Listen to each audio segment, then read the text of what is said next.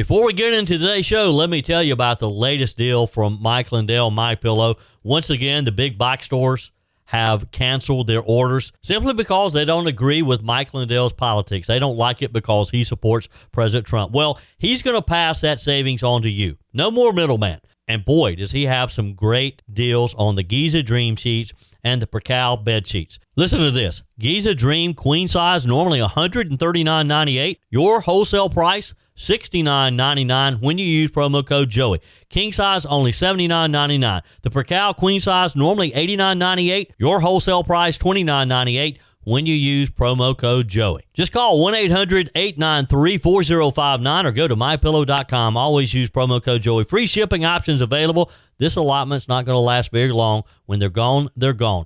MyPillow.com. Promo code Joey. Thanks for joining me in the PhD Weight Loss and Nutrition Studios. To lose weight for the last time, visit myphdweightloss.com. Welcome in. It was an interesting first 24 hours of the ceasefire. Iran has already violated the ceasefire, according to reports. Yesterday, reports suggested that Iran reportedly closed the Strait of Hormuz to all oil tankers after the country accused Israel of violating the ceasefire agreement by striking targets in Lebanon. We have an update for you. Meanwhile, Iranian parliamentary speaker Mohammad Bagher Ghalibaf released a statement on social media accusing the U.S. of violating three key clauses of the 10-point proposal, the framework allegedly agreed to by both countries before the start of the negotiations. Again, we have the latest from Iran. A group of Chick-fil-A employees are now without a job over a viral video. Let's just say it was a life lesson.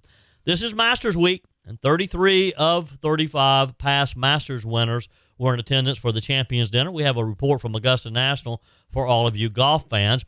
And South Carolina state senators won a state ethics investigation into the House's longest-serving member after claims arose this week that the nonprofit Gilda Cobb Hunter runs has long collected money from the state budget.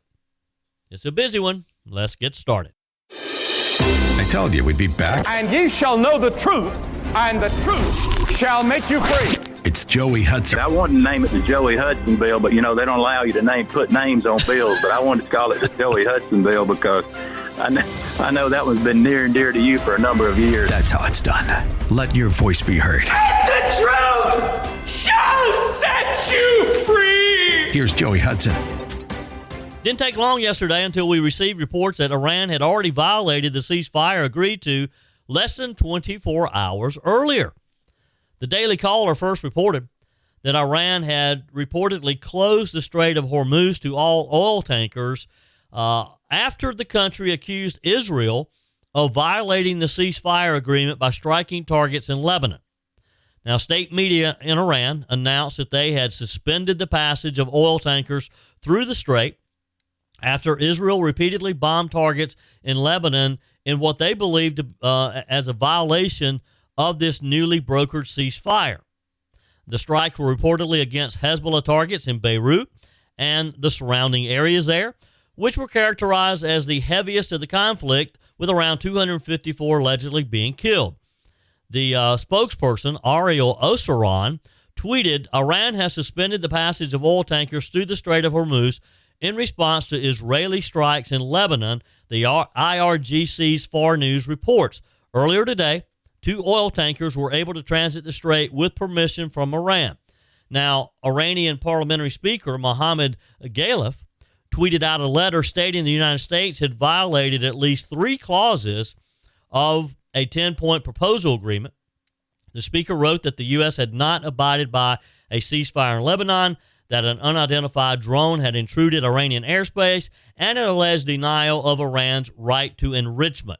The letter concluded, in such situations, a bilateral ceasefire or negotiations is unreasonable. PBS correspondent Liz Landers wrote on X that she had asked President Trump about Lebanon's status in the ceasefire, to which he said that they were not included. The president said, according to Ms. Landers, because of Hezbollah, they were not included in the deal. They'll get taken care of, too. It's all right. Landers then reportedly asked President Trump whether he was okay with Israel continuing their strikes, to which the president said that he was part of it was part of the deal before hanging up after being asked about his threat against Iran's civilization. Now, the president did tell the New York Post that in-person talks with Iran would happen very soon. During a press conference later that day, White House Press Secretary Caroline Leavitt said that talks would be held in Islamabad, Pakistan, this weekend with Vice President J.D. Vance and Special Envoy Steve Witkoff and Jared Kushner involved. Leavitt said at the briefing, "We know we look forward to those in-person meetings." Lebanon criticized Israel's attack on X, calling the strikes barbaric and stating that it proved Israel demonstrated their contempt for all international laws and norms. Now, the reported closure of the strait, of course, comes as President Trump threatened tariffs against any country that supplies Iran with weapons during the ceasefire agreement. The U.S. also reportedly struck Iran's Karg Island on Tuesday morning, hours before the 8 p.m. deadline that evening. Oil prices yesterday, did you notice them? Collapsed in the wake of the ceasefire agreement, with Brent crude trading at $95 per barrel as of late afternoon. I don't know what they ended up at closing yesterday. Now, White House Press Secretary Caroline Leavitt said yesterday in response to this that reports of Iran closing the Strait of Hormuz following Israeli military action are completely unacceptable, and said that what is being reported publicly is different than private talks. Caroline, Iranian state media is saying that Iran has now closed off the Strait of Hormuz today in response to Israeli attacks on Lebanon. What's the White House response to that? And you just listed many military successes. I understand that. But strategically, how is the administration arguing that Iran does not have more economic leverage than it did before the start of the war? Sure. Well, with respect to the first reporting out of Iranian state media, the president was made aware of those reports before I came to the podium. That is completely unacceptable. And again, this is a case of what they're saying publicly is different privately. We have seen an uptick of traffic in the Strait today, and I will reiterate the president's expectation and demand that the Strait of Hormuz is reopened immediately, quickly, and safely. That is his expectation. It has been relayed to him privately that is what's taking place, and these reports publicly are false. And again, this is a case of what they're saying publicly can sometimes be very differently than what they're saying privately. We've seen an uptick of traffic in the Strait yesterday.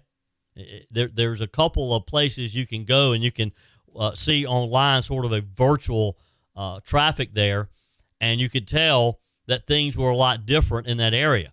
The ships were not out to sea and sort of lingering in a certain area. They were navigating towards that strait.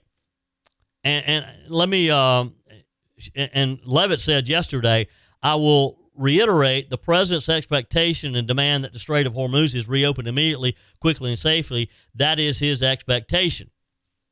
There was no way that this could have been misunderstood. It's very clear. You open the strait, you leave the strait open, the ceasefire is fine. You start you start trying to control who goes through the strait. You start, again, trying to disrupt that traffic, you're in trouble. We're going to come back to bombing you. Now, Israeli Prime Minister Benjamin Netanyahu said that the ceasefire agreement that was announced by President Trump did not apply to Lebanon, meaning Israel would continue striking Iran-backed Hezbollah terrorists there. The Israeli Air Force said earlier yesterday that it launched its largest attack across Lebanon since the beginning of Operation Roaring Lion. Now, you may recall that this started prior to the attack on Iran. And I guess one could assume that now that the ceasefire in Iran is under effect, that Israel has freed up some of its resources to hit Lebanon even harder. The Israeli Air Force said yesterday the Air Force completed a strike targeting approximately 100 command centers and military infrastructures of the Hezbollah terror organization across Beirut and southern Lebanon.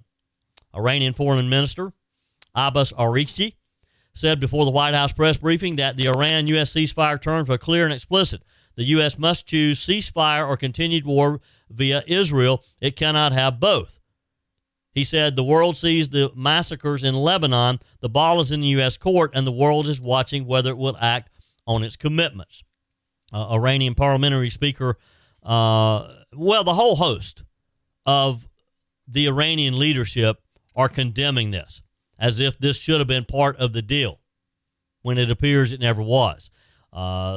They claim that the U.S. failed to comply with the first clause of the proposal regarding the ceasefire.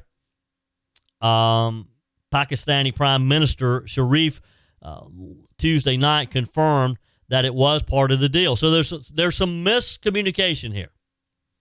Again, White House Press Secretary Caroline Leavitt saying that a ceasefire in Lebanon was not included in the agreement. The president seemed to confirm that as well when asked.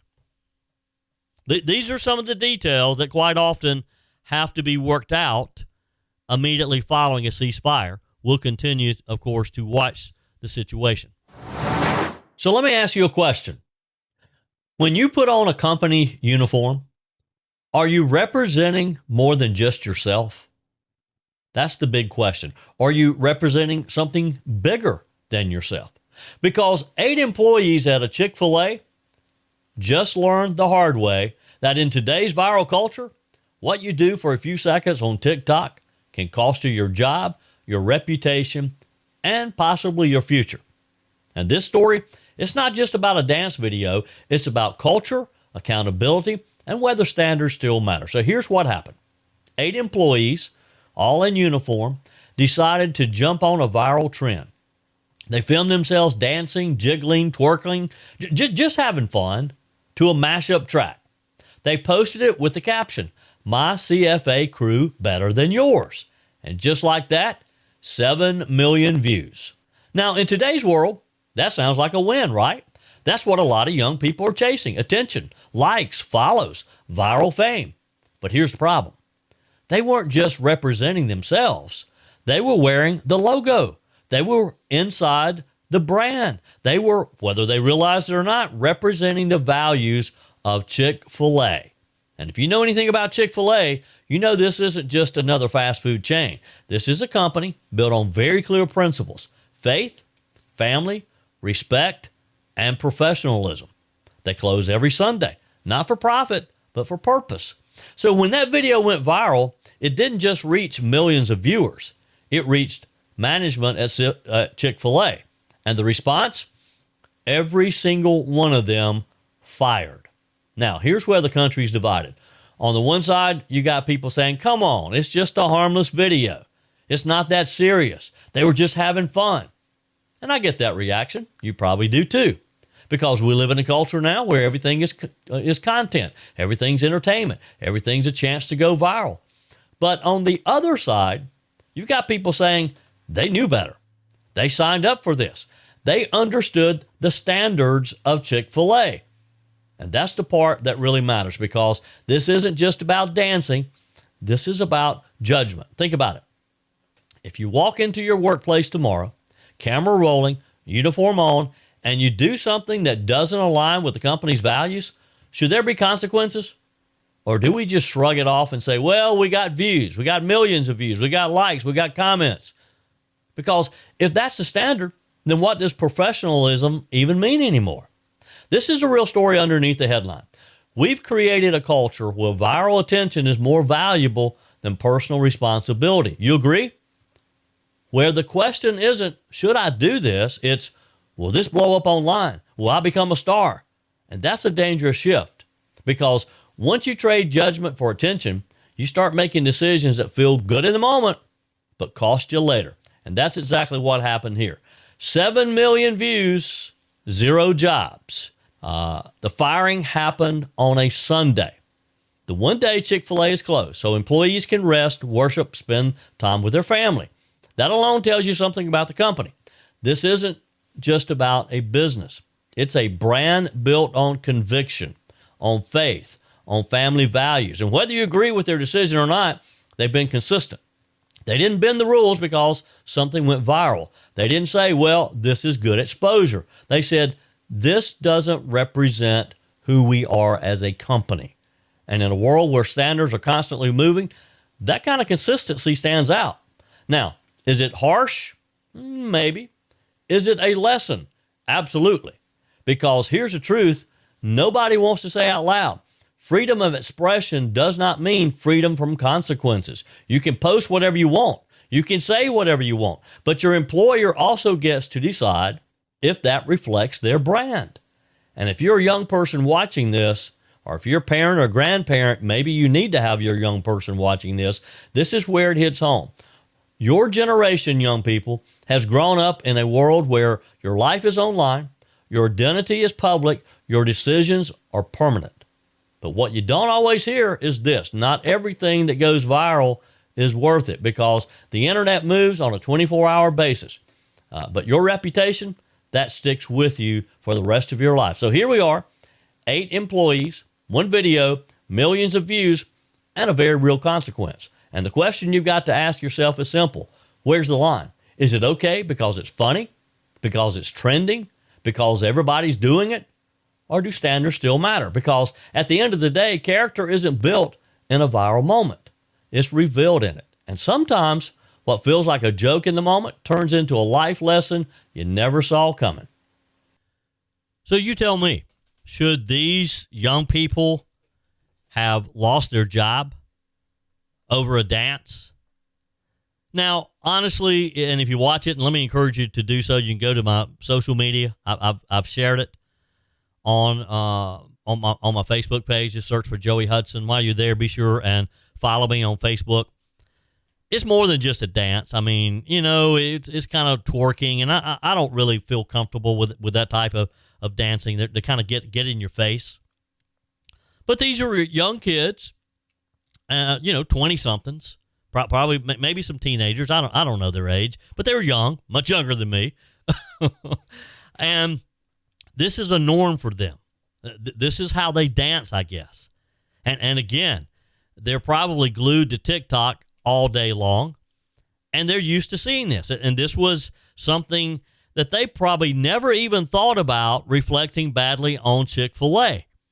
They probably thought, hey, we go viral, we get millions of views, it's going to promote Chick-fil-A. It probably never occurred to them. It never crossed their mind that some people would view what they saw in their dance maybe a little obscene. Am I just an old fogey for thinking that? For seeing this type of dance in a bad light? I'd love for you to find this video, whether you find it on my social media post or wherever. It's easy to find. Just search, Chick-fil-A dance, and you tell me, am I just really underwater here? Am I all wet? Am I just an old fogey? You can text me. You can email me, joey@joeyhudson.com. You can leave me a message on the MyPillow message line, 864-477-JOEY, 864-477-5639. But I can understand, particularly a company like Chick-fil-A, who really has high standards. And I've never understood how they do it, because you can go to a Chick-fil-A and they have these young people serving you your food, waiting on you, and they're nice and they're polite. I mean, I don't know that I've ever had a bad experience at Chick-fil-A. And how they're able to find these kids when you go to one of the others, I'm not going to name them, and you get horrible, horrible service. They just don't want to be there. So you tell me, should these young people have been fired? Is Chick-fil-A protecting their brand? You don't have a weight problem. You have a body that's in survival mode, and no medication, crash diet, or app is going to fix that. Joey Hudson here, Ozempic, Wegovy. These GLP-1 drugs are exploding in popularity, and for some, they're a useful tool, but they don't address why your body started storing fat in the first place. At PhD Weight Loss, they treat the unwanted weight as a symptom, a signal that your metabolism, hormones, and stress response need some attention. When they correct those, the weight comes off naturally, and more importantly, it stays off. Because they're not just helping you lose weight, they're helping you increase health span and extend longevity. Right now, call PhD Weight Loss and mention Joey Hudson. You'll get 2 weeks free in the program, and they'll pay for your food. That's a $1,500 value completely free. Call 864-644-1900. Do it right now. Mention Joey Hudson. Again, that's 864-644-1900 or go to myphdweightloss.com. No more guessing, no more short-term fixes, just a smarter way forward. The man charged with killing 7 women and scattering the remains throughout Long Island, New York, pleaded guilty yesterday, marking the end of a decades-long case that just caused fear throughout that area. We have the latest on that for you in just a few minutes. First, flying is about to get more expensive for some travelers. If you're planning a spring break trip or planning something in the summer, if you check baggage, 2 major U.S. carriers are moving to raise baggage fees amid the rising costs across the airline industry. Now, this is prompted somewhat by the rising of fuel costs. Hopefully, and what we saw yesterday, those costs came down dramatically. We hope they'll stay down and maybe even come down a little further once this ceasefire seems to settle in. Delta Airlines, Southwest Airlines are both increasing their check bag fees by $10, pushing the cost to $45 for the first bag, $55 for a second. Delta is also raising the fee for a third check bag by $50, bringing the total cost to $200 if you check those 3 bags. The changes apply to new bookings, with Delta's updated fees taking effect yesterday and Southwest today. Delta said the increases will impact domestic routes and select short-haul international flights, marking its first domestic baggage fee hike in 2 years. A spokesperson for Delta said these updates are part of Delta's ongoing review of pricing across its business and reflect the impact of evolving global conditions and industry dynamics. The problem with this type of thing, and we saw this during COVID, yes, they went up. The conflict in Iran will eventually settle down and go away. These prices will not. These price increases will always be in effect. They won't bring them back down. We saw the same thing during COVID when prices went up because of the pandemic. They've never gone back down. In a similar statement to Delta, Southwest said the decision comes after an ongoing analysis of the business and against the evolving global backdrop. Both of these citing global conditions as part of their reason. Jet fuel prices have surged globally, climbing from roughly $85 to $90 per barrel in February to over $200 following the disruption in the Strait of Hormuz. So, again, just plan if you going on a trip anytime soon, or if you're looking at making your summer plans for travel, you're going to pay a little more for luggage if you check it. Do like I do. Just pack smart and carry it on with you. This is Masters Week, of course, and what a beautiful week it is in Augusta, Georgia. 33 of the 35 past Masters winners were in attendance for the Champions Dinner this week. It included everyone from 90-year-old Gary Player to the unheralded Vijay Singh and his controversial goatee. And, of course, the 2 missing were perhaps the most famous past champions, with Tiger Woods and Phil Mickelson absent from the traditional meal that the champions have. This is a big thing at the Masters.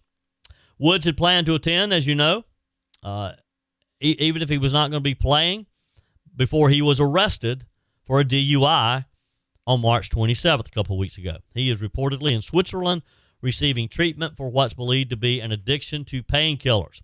Mickelson's reason for not being at his favorite major is due to a family health situation. The exact details of what the issue is are unclear. It kept Mickelson from playing in the first 4 LIV golf events of the season before he teed up in South Africa. Mickelson said in a statement, "Unfortunately, I will not play in the Masters tournament next week and will be out for an extended period of time as my family continues to navigate a personal health matter. I have great respect for Augusta National Golf Club and it's definitely the most special week of the year. I wish everyone the best of luck and will be watching." Rory McIlroy hosted the dinner after conquering the field last year to complete the career Grand Slam. It featured elk appetizers, Wagyu filet mignon, and some expensive wine options, according to those who were there. I was not there, so I have to rely on reporting. McElroy said that he would make sure that Woods and Mickelson were not forgotten on the special event. Sandy Lyle and Vijay Singh returned after missing the dinner last year when it was hosted by Scotty Scheffler for a second time. The 1979 champion Fuzzy Zeller passed away last November. The man charged with killing 7 women and scattering their ashes throughout Long Island, New York, pled guilty. It marked the end of a decades-long case that caused fear of a serial killer lurking within that region of New York. Rex Heuermann, 62-year-old architect, admitted to murdering Melissa Bartholey, Megan Waterman, Amber Costello, Maureen Bernard Barnes, Jessica Taylor, Sandra Castillo, and Valerie Mack. He also took responsibility for the uncharged murder of Karen Vergata. In court yesterday, he said that each woman's cause of death was by strangulation. He'll be sentenced on June 17th. Now, before he changed his plea, Suffolk County District Attorney Ray Tierney asked him to confirm details surrounding each murder as members of the victims' families were heard gasping and audibly crying in the courtroom gallery. Now, I thought about this, and I watched some of the news reports from that area about it, and I'm thinking, if you are a victim's family member, you want closure, and you want to know who took your family member's life, but I'm not sure I'd want to be sitting in the courtroom when he's giving you the gory details of how he did it. Would you? Would you want to face this person? A lot of people argue that it's good for closure. But if this guy had killed one of your loved ones, would you want to hear him describing how he did it? Text me, email me, joe@joeyhudson.com. Leave me a message on the MyPillow message line. 864-477-JOEY, 864-477-5639. Always use promo code Joey when you go to MyPillow.com to get the very best offer that Mike Lindell has to offer. And boy, does he have some good spring deals. Just go to MyPillow.com and click on the radio specials, and you'll find things like the MyPillow Giza Dream Sheets for as low as $29.98, the 6-pack towel set for only $39.98. And if you're thinking about buying a new bed, don't. Just buy the MyPillow mattress topper, and you'll save $100 using my name. So call 800-893-4059, 800-893-4059, or go to MyPillow.com. Use promo code Joey. So the questioning went something like this. The district attorney said, on or about July 6, 2010, did you meet Megan Waterman with the intent to cause her death, and did you cause her death? The killer said yes. The DA went on to ask how Waterman, along with the other victims, were killed. Strangulation, he said. Each victim's death, they confirmed, one by one, was choked to death. His ex-wife, Asa Ellerup, and daughter, Victoria Heuermann, could be seen holding hands and clutching tissues as they listened. Ellerup told reporters outside the courthouse immediately following the plea, "My thoughts and prayers are with the victims and their families." Now keep in mind, this guy, a 62-year-old architect, appeared to just be living the dream. He had a successful practice. He lived in a nice home. He had a great family. And this went on for decades. Now, Heuermann has agreed to work with the FBI's Behavioral Analysis Unit to be studied by federal officials as part of his agreement with prosecutors, according to his attorney, that he'll be working with them. He said that he has an obligation to be truthful, accurate, and complete with the FBI so that they can potentially learn what clicks in a guy like him, like his mind. What was he thinking when he was planning these murders and when he was committing these murders? Defense attorney Michael Brown said after the guilty plea, said a defendant has an absolute right to change his plea to accept responsibility and enter a plea of guilty. That decision is ultimately up to the defendant. He controls his case, and that's his prerogative. That's his right. And what's happened here today, when Rex decided that he wanted to accept responsibility and did not want to proceed to trial. We thought there was going to be a long, drawn-out trial until yesterday. He was arrested outside of his Midtown Manhattan office in July of 2023. He had maintained his innocence for nearly 3 years. The trial was set for this September. The Gilgo Beach investigation was thrown into the spotlight in 2010 after police discovered numerous sets of human remains along an isolated beach highway on Long Island, New York. They were searching for a 23-year-old Shannon Gilbert at the time. Investigators relied heavily on DNA analysis to identify the remains of several victims found scattered throughout that stretch of the highway. Remains of the 6 women that I named earlier, known as they were on the parkway in Gilgo Beach. The remains of the 7th victim, Miss Costello, were found more than 60 miles away in the Hamptons. A little bit of a diversion there. An 8th woman, Karen Vergata, was discovered nearly 20 miles west on Fire Island in 1996, later near Gilgo Beach in 2011. This guy admitted to the uncharged murder of Vergata yesterday as well, marking yet another victim in a case that, again, originally dates back to 1993. Retested DNA, we're told, found on the victim's remains pointed to Rex Heuermann, with cell phone data indicating that he had been in contact with a few of the women shortly before they disappeared. They used a lot of technology in this, and finally, these families are going to get closure as this guy is sentenced and put away for the rest of his life. Your comments are welcome on the Furman Ford text line, 864-477-JOEY. That's 864-477-5639. Emails always welcome, joey@joeyhudson.com. Speaking of the Furman Ford text line, it's never been more important to support locally run businesses owned by people who actually live here in the upstate. Let me take a minute to talk with you about our friends at Furman Ford. If you're looking for a new vehicle, maybe a great pre-owned vehicle, one you can trust, or maybe you're looking to order that special vehicle. Either way, if you want a new one, a brand new one, or a pre-owned that you can trust, the folks at Furman Ford, they're there to help you. Their name is on the sign because their name is on the line, because every single transaction is important to them. Jim Furman, Matthew Furman. They do business the right way. When you stop by, when you give them a call, or maybe when you just send them a quick email, you're always going to have access to a member of the Furman Ford family. And by the way, they also offer great service, and you're not going to have to wait weeks and weeks to get it done. And you do not have had to purchase your vehicle at Furman Ford. Doesn't even have to be a Ford. They service all makes and models.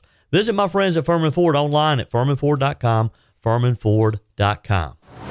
Senators in South Carolina want a state ethics investigation into the South Carolina House's longest-serving member after claims have arisen that the nonprofit she runs has long collected money from the state budget. Your tax dollars, my tax dollars.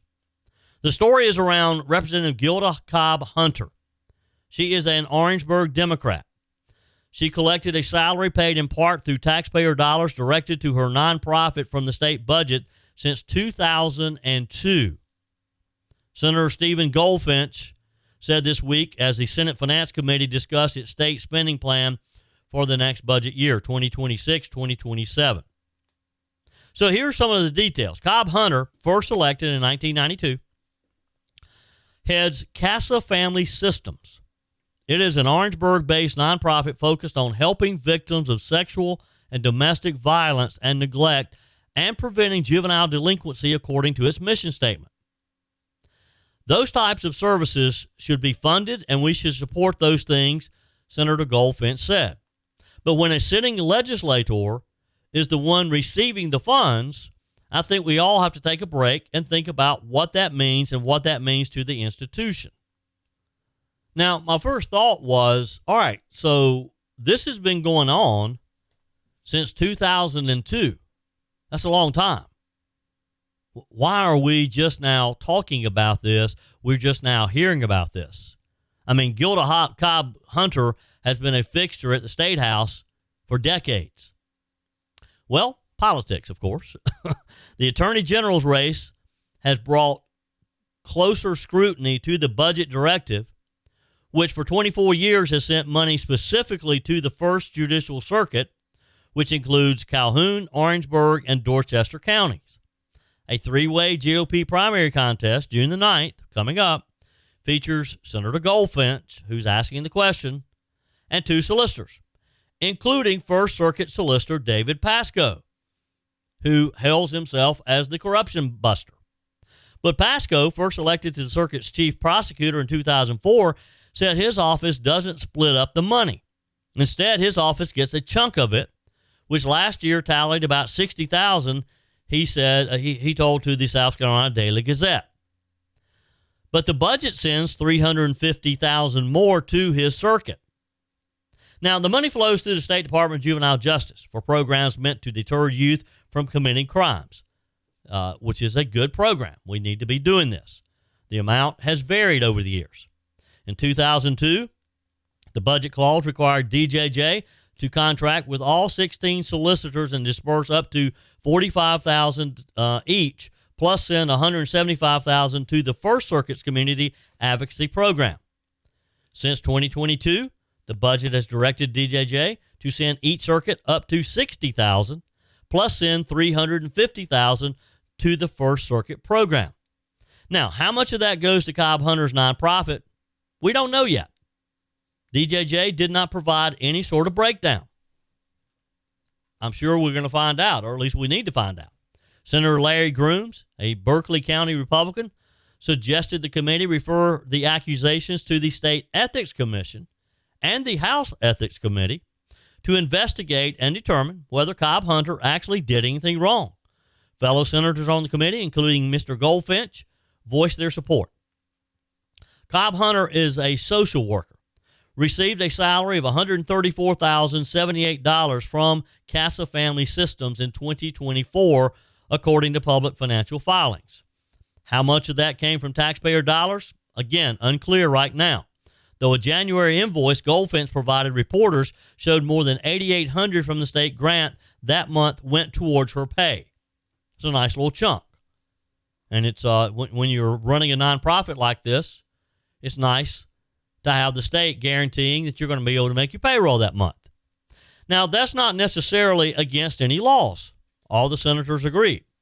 Ms. Cobb Hunter, first vice chair of the House Budget Writing Committee herself, did not vote on the section of the budget, including the clause, citing a potential conflict of interest, a common practice during votes of state spending. So at least she did acknowledge that there could be a conflict of interest. At least she wasn't sitting there casting a vote to approve money that she was eventually going to get. She reported a salary of more than $130,600 in state funds on an annual economic disclosure form for 2024, though whether that was the same salary, we don't know yet. Cobb Hunter declined to say whether that money was the salary she earned from the nonprofit. We'll see just how much more open she becomes as more questions are asked. The form, which all elected officers must file annually, is called a Statement of Economic Interest. Cobb Hunter told the South Carolina Daily Gazette, my SEI is public information, same as I've been doing for the 34 years that I've been there, and nothing has changed, and declined to comment any further. She's not going to cooperate. Senators Ronnie Cromer and Darrell Jackson cautioned against jumping to conclusions about whether Cobb Hunter did anything wrong. And I get that. Mr. Cromer said this could be a case of a legitimate business performing legitimate services. And I hope he's right. I hope it is. But we do need to look. We need to look very closely. You agree? Now, although he couldn't speak to the specific work Casa Family Systems did, Senate Minority Leader Brad Hutto, who is an attorney from Orangeburg, said programs in the area have supported youth involved in the criminal justice system to keep them from spending time in the juvenile justice facilities. Again, I don't challenge the program itself. We need those programs. In a lot of cases, these young people don't need to be in jail. They need to be monitored. They need to be part of a program like this. Mr. Hutto told Senator Goldfinch, I get the issue you're raising, but the actual people that are counseling these troubled youth and their parents and their people, they're actually doing real work. Goldfinch says he's not suggesting Cobb Hunter broke any laws. He's still worried about the optics of legislators getting money from a budget they pass. He said, I think it really looks bad. And he's right. It does. It does. Budget clauses are technically one-year laws, but they roll over year after year after year unless legislators decide to remove them, unless questions are being asked. The one question, titled Juvenile Arbitration Community Advocacy Program, spent years overlooked until a change in formatting caught Goldfinch's eyes, he said. And look, you got to understand. And look, I quite often I'm the first to call them out, but reading that budget is a massive undertaking. So it's easy to see how things can get tucked away, and unless someone is specifically looking for it, it can go on for years. That's the bad part about our budgeting system. Senator Goldfinch questioned why such a big chunk of money went to only one of South Carolina's 16 judicial circuits, which led Senate finance staffers to start digging, he said. Over the past several days, they found invoices listing Cobb Hunter as the nonprofit's director, leading to this public revelation. So, this is just the beginning. I got a feeling there's going to be a lot more coming. That's it for today's show. Tara's up next, followed by Mike Gallagher, Bill Frady, Charlie James. We're back again tomorrow at 5 a.m. for your first cup of coffee in Sunrise, Carolina. Until then, folks, remember, God's got this. He's still in control. That's it for today's edition of Just the Truth. Thanks for joining me in the PhD Weight Loss Studios. To lose weight for the last time, visit myphdweightloss.com. If you haven't joined my mailing list yet, visit my website, joeyhudson.com. Click on the Connect with Joey button so that you can receive our emails and the most up-to-date news. Also, join me on my YouTube channel. Be sure and like, comment, and subscribe. Just search for Joey Hudson. As always, thanks for spending a few minutes of your day with me. Do me a favor and forward this episode to a few friends. Just click on the share button and send to your contacts. We need to build an army of conservatives to win our country back, and we can do that by continuing to share the truth with our friends and family. Keep those comments coming via the Furman Ford text line 864-477-JOEY. Email to joey@joeyhudson.com, and I love your messages on the MyPillow message line. Again, that's 864-477-JOEY, 864-477-5639. Be sure and take advantage of the MyPillow special, just $14.88 on the standard MyPillows when you use promo code Joey. Order online at mypillow.com or call 800-893-4053. We're back again tomorrow and hope you'll plan to join us. Until then, remember, God's got this. He's still in control.